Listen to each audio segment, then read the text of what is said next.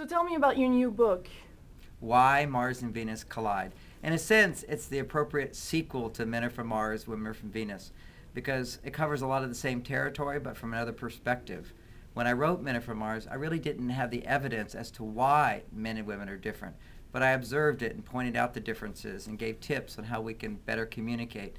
Now there's so much research from all the universities around the world showing how our brains are hardwired to be different, how our hormones are different, particularly how we react to stress. So that's the subtitle of this new book is Improving Relationships by Understanding How Men and Women Cope Differently with Stress.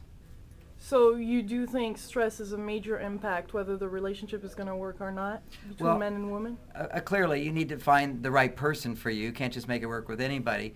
The second thing is you need to have good communication skills and understand where your partner's coming from. But even with that, if we don't know how to cope effectively with stress and help our partner cope effectively with stress, then our relationship becomes a source of stress rather than a way to help us relieve the stress, because today there's more stress than ever before.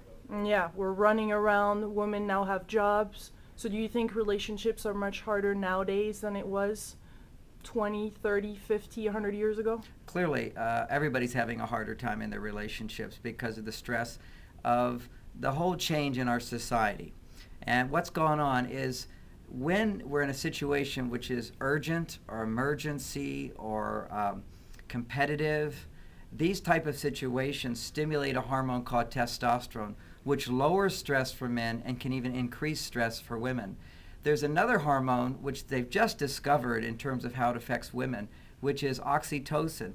Oxytocin, which is stimulated through security, safety, friendship, trust, more of a peaceful situation, stimulates oxytocin, and that lowers stress in women. It doesn't lower stress in men. It kind of makes men sleepy, but if they have too much. But for women, it completely relieves them of stress. So I've written a whole book teaching women how to lower their stress levels by increasing oxytocin, primarily through learning how to do it for themselves, but also how to enlist the support of the male in their life, the man in their life, to give her particular kinds of support that will raise her oxytocin and lower her stress. And once men learn this, they're very happy to do it because they go, wow, a way I can help my wife be happier. Because the bottom line is men just want their wives to be happier. Mm-hmm. But to answer my question, do you think it's harder nowadays? Do you think our level of testosterone and all this are higher? I mean, how does this all work? For women, clearly, because it used to be women would spend 16, 18 hours a day in the environment of which was nurturing, and particularly lots of women around, so it was more cooperative, it wasn't competitive, it wasn't so urgent, but it was more routine. When a woman's in that environment, it's very easy to produce oxytocin to lower her stress. When a woman's in a testosterone environment, we'll call it the jungle, or the world out there where there's danger and risk and traffic jams and urgencies and deadlines, and that's what we call stress today.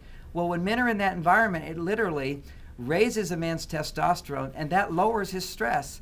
Like right here, we had a big blizzard, and I was as calm as could be because it was a big emergency. And for many men, if they have confidence and there's an emergency, it literally gives him more energy and lowers his stress.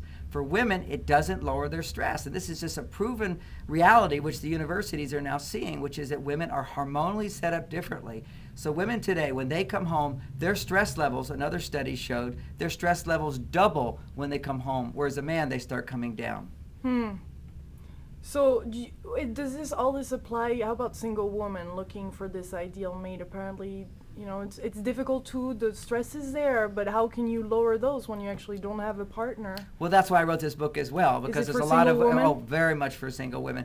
Because when a woman is overwhelmed and stressed, she's not her most attractive self, and she often doesn't even prioritize a relationship in her life. Women tend to have this, what I call in my book, a never-ending to-do list. Have to do this, have to do this, have to do this. And they often put their own needs at the end of that list.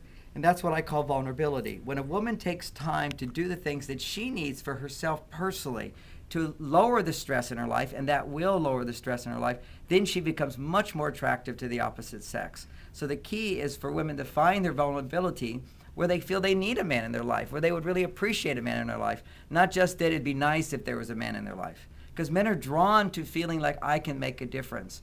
So part of what this book is good for single couple, for singles or for couples, is when we look back at our relationships, often people have questions. Why didn't that work out? Why didn't that work out? Why didn't he call back? What was the problem? Why did she reject me?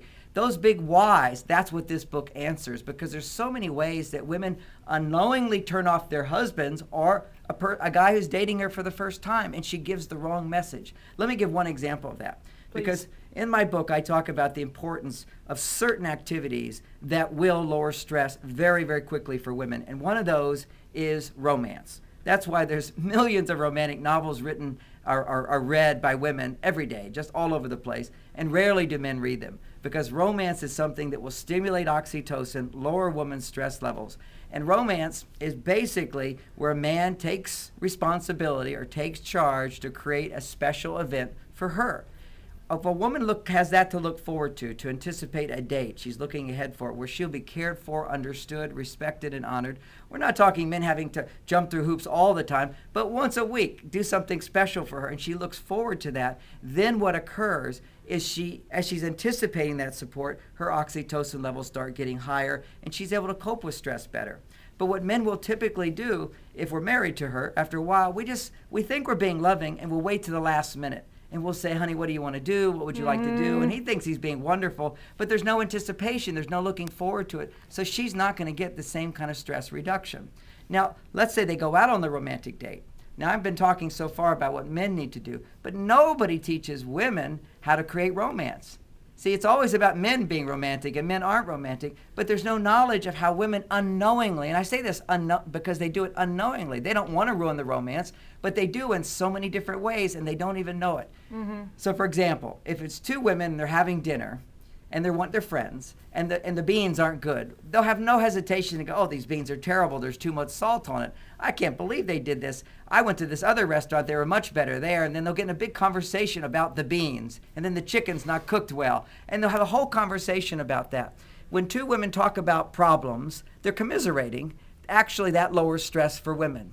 But let's say she's going out on a date with a man, and so she's just feeling comfortable, so she starts talking about how bad the beans are and the chicken's no good, and another restaurant she went to where it was even worse or where it was better. And the whole conversation starts getting centered around these problems. Her oxytocin level goes up, but his testosterone levels go down. Men need to feel that they make a difference. If he's going to jump through these hoops to do things for her, what she needs to do is be considerate and understand that you have to appreciate the little things he does. Otherwise, he just concludes, well, she's more picky than me. She doesn't like the restaurants I pick, so I'll just let her decide in the future. And so what happens is over time, that romance is gone. Men start becoming passive, thinking they're being loving to her. So the same thing can happen to a single woman. If she doesn't understand how men approach women different, how men are different, she could unknowingly turn him off. And he thinks, oh, another critical woman who won't appreciate what I have to offer, so I'll move on.